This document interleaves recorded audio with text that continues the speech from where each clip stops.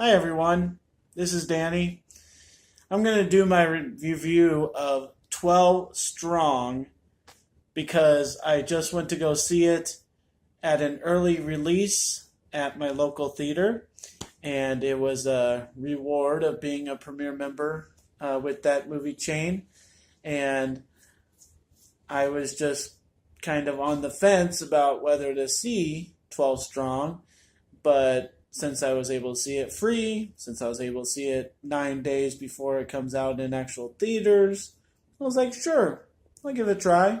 Be a movie to watch. I'd get out of the way rather than seeing it 6 months from now. I'll be like, oh yeah, that movie. So I just decided to see it. So, 12 Strong, featuring a lot of people, but mostly Chris Hemsworth is the leader of this small clan of soldiers that gets to defend our freedom and get back at the Taliban after 9/11. So that's the basic storyline. I'll let you get the rest. But in this video, I will be talking about some of the stuff in the movie because I have an opinion about it. So just to warn you, okay? So 12 Strong, obviously we know is a true story. So where do we go from there? All these true stories that we have nowadays, really, it's tough to watch every single one of them without wondering if you really need to make a movie about it. So obviously this one, they released the confidential files of what happened to these guys, these 12 guys. One second. There we go. So they released the files of what happened with these guys, and their mission and where they had to go and what they had to do. And that's what this movie is about. I'm going to start off by saying I don't really like calling this a movie because it's bloody, it's historical. They should have never released the files about what happened to these guys. The people that are in it, they would never know what real war looked like, and they're having to fake what actually happened and make it Hollywood appropriate. So, that being said, let's talk about what actually happened in the movie and the actors. There's one guy in particular, you're all going to know who he is when you see it, that tried to be the funny guy. And so I would say the comedy didn't really come off in this movie.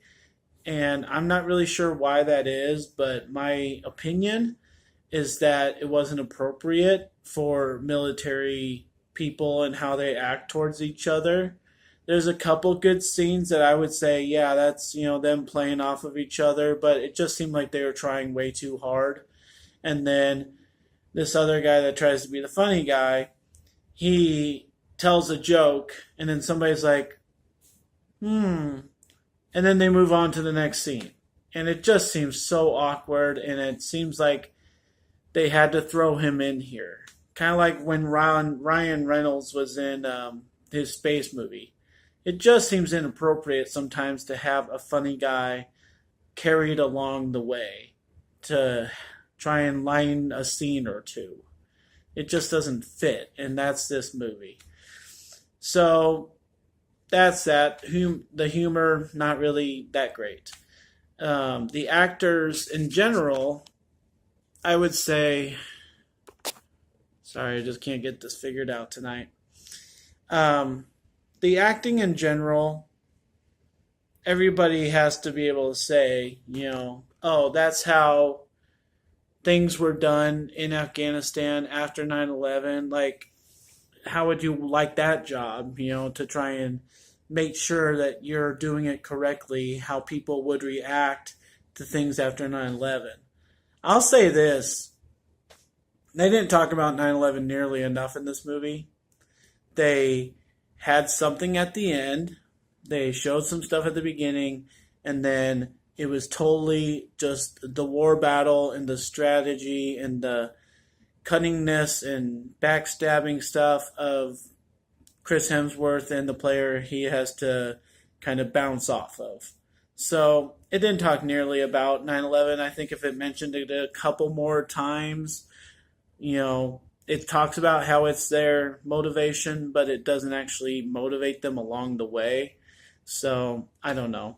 Maybe I'm just way off on that, but I didn't feel it very much. So I know what it was about, and we all know it's a true story. We just figured people would be a little bit more sure about where they're going and what line they're going because they're so pissed off about the towers being crashed into. I just didn't feel that anger or that pride. So, the last point I kind of wanted to mention was that um, I felt very awkward at the end of this movie that how would you like to be one of the actors that had to portray the Taliban?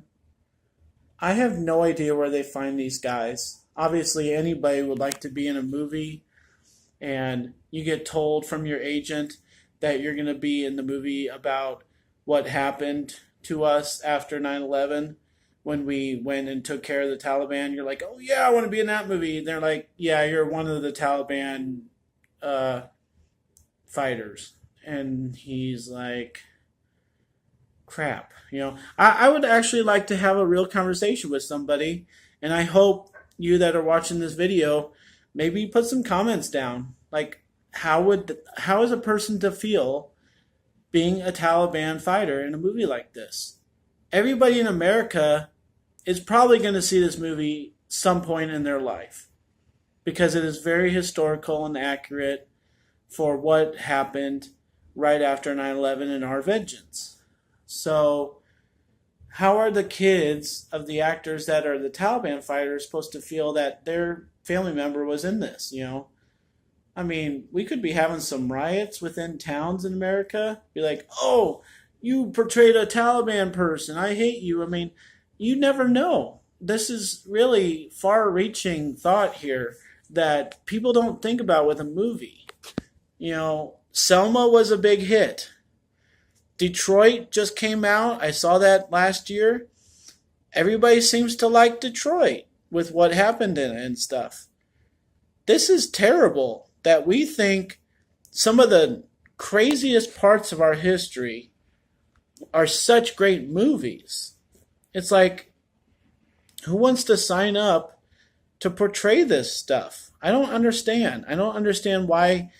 And I mean, my biggest problem, honestly, is that I think every military movie that's ever made shouldn't be made because those files should never be made to be open. That's like the big deal with this one being made, is that the files were kept secret for so long and the fighters never even really wanted them to be made public. But as soon as they did, what did we do? We made a movie out of it with people who would never know war. And we had to find a bunch of people that looked like Taliban people so they wouldn't mind being in this movie so that we could make the movie. That logic just goes above my head. As a moviegoer, as a movie watcher for fun and entertainment and all the superhero movies that we have nowadays to entertain us that are just over the edge popular, a movie like this, that somebody had to go through the steps to say, oh, I need a bunch of white stars and then I need a bunch of people that look like Taliban, and let's make a movie. That just goes beyond my thinking. The camera work was crap.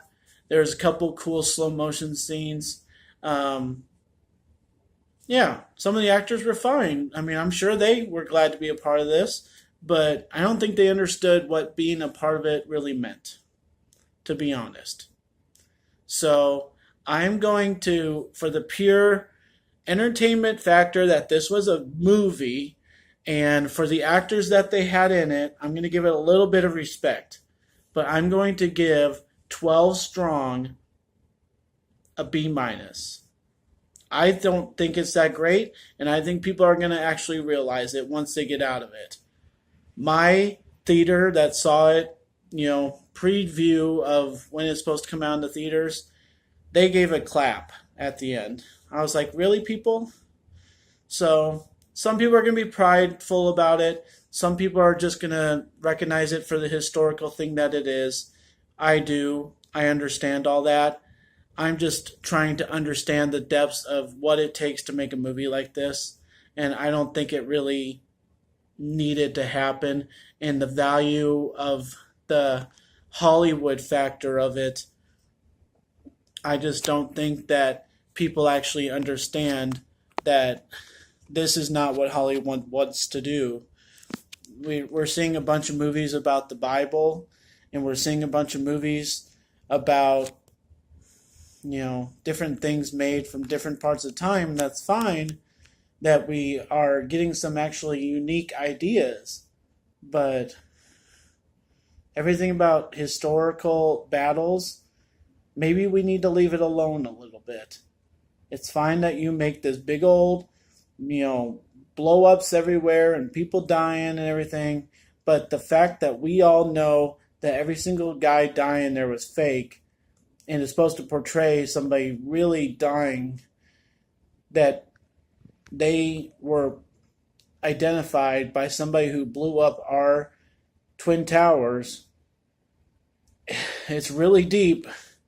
And if anybody doesn't think about this after they see that movie, then I think you're a little ignorant to what's going on here. They had to make a movie so that we think it's, oh, hurrah, that we killed the Taliban people after 9/11. So take that for whatever you want to take it for. I'm taking it for that maybe we didn't really need that, but,